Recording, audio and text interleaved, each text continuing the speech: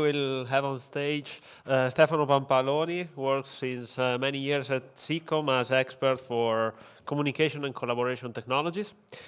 He will explain us and bring us some call to action and real cases about how open source can help ethical and a better, fairer economic and stronger democracy. So thank you, Stefano, for being here, and the floor is yours. Thank you, and welcome to everyone. Well, I'm the CEO of SECOM, that is part of, I have to look ahead, okay, of RIOS, and you learned in the previous talk that RIOS is part of Appel, and I want to extend the disclaimer from the Sebastian presentation about free software and open source debate. I don't want to discriminate, and I want to avoid fighting against these two concepts. So I will use the terms as a synonym. Today I want to talk about a topic that it's not actually light, and it touches all of us, our life. I want to share a simple idea about how open source value can help rebalance today's economic and democratic distortion. Starting with a slide from my previous, from the last year presentation. At that time, the amount of capitalization of the so-called Magnificent Seven big tech companies against the Standard & Poor's 500 index was about just above 1/3, and this year is even worse. It's roughly 37%, and this is not a problem it's not a problem related to money and economic. It's not an economic issue, but it's even a social problem, because those companies are managing our communication and social platforms. So at the end, they are managing our data. So the economic powers overlap with information power, and increasingly with political influence. We are even seeing that the stress in democracy. Many global reports show a decline in freedom and equality. Year after year, the indicators of democratic health erode. In these reports, for the 19th year in a row, the global freedom has been reduced, And in a very recent research from Francesca Bria, she maps the links among big tech companies, venture capitalists, security agency, and politics. And I invite you to take a look at that website, because it's quite impressive, the interconnection of these powers.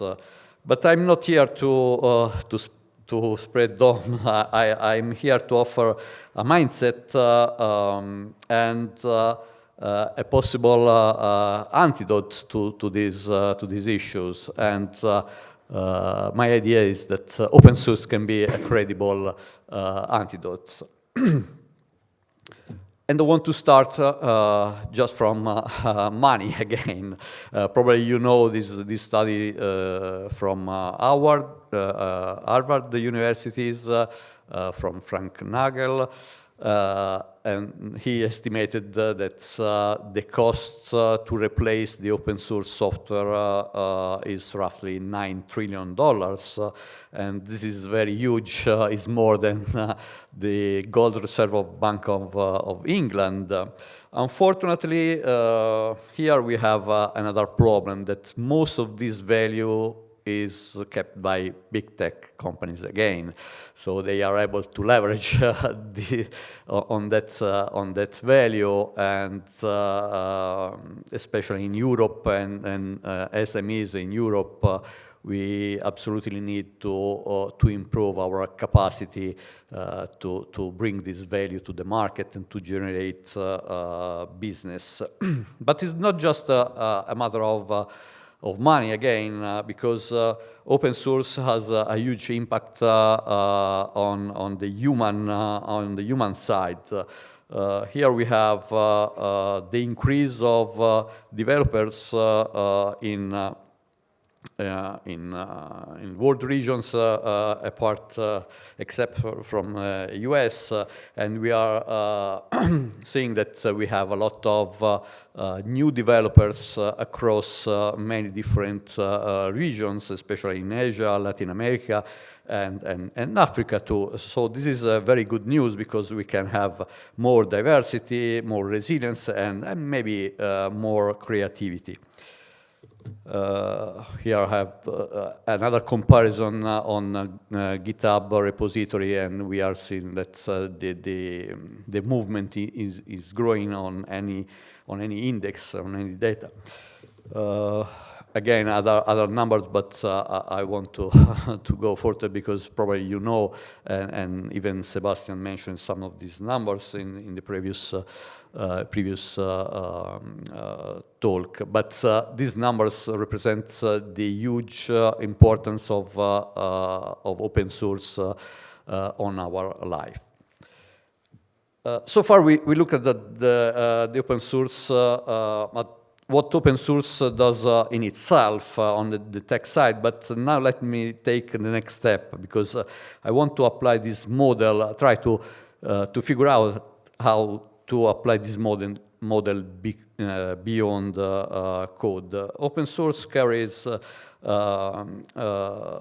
value that fits democracy, transparency, collaboration, open governance, and interoperability are able to distribute the power, not concentrate, limit lock-ins, and enable accountability. They don't just belong to software, they apply to anywhere trust and collaboration matters.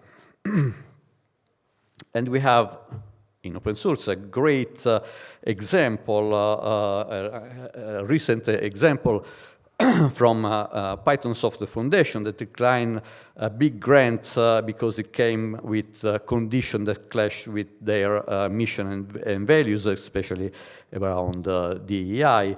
And the choice wasn't easy, because the entire budget of the foundation is around $5 million,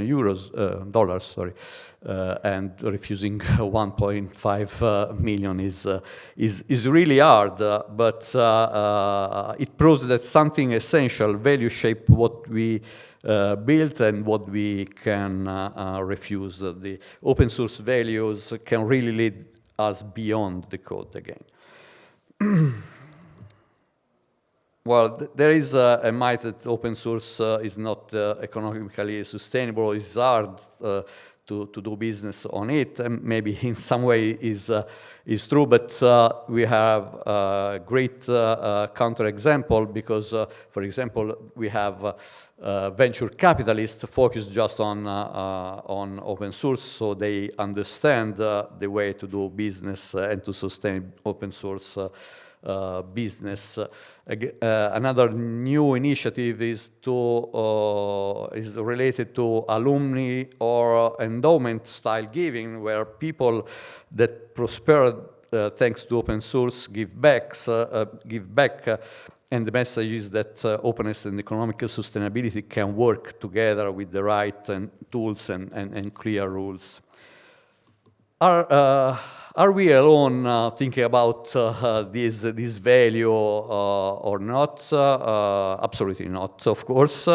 We have an example here in Italy from the economist and policymaker from Fabrizio Barca, already exploring ways to reconcile the forces, how to balance capitalism and, and democracy. As well as other example going beyond the code is on the urban design, architects designing our cities using the open source model. And another study is related to corporate sharing economy. So we are not alone now on this value. And last but not least, the B Corp movement. I'm proud of SECOM because we are società benefit corporation, and here we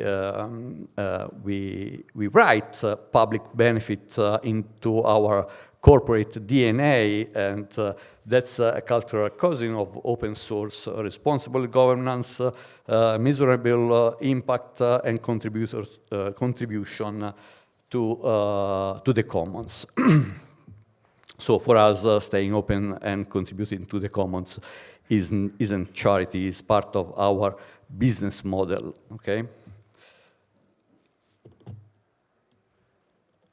I'm running late, so I want to go to the conclusion, because I want to compress this today's talk into simple concept and maybe one line.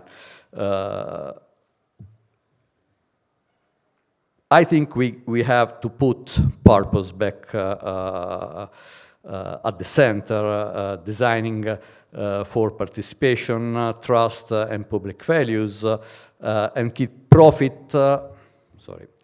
Profit as a means, not only the only end possible. That's how we can rebalance the power and how we can strengthen democracy.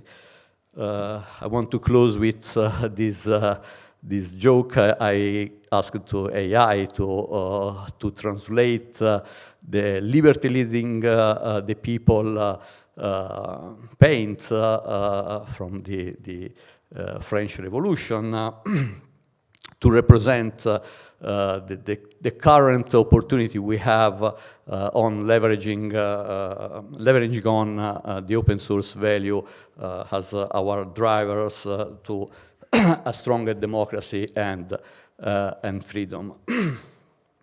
Sorry. So open source can be not just a development method, but a practical guide for our economy, for our institution, and our daily choices. Open source won't save us on its own, of course, but it shows us a path about collaboration, distributed control, shared value. A path that together we can walk together. So thank you for your attention, and I have just a minute for your question eventually.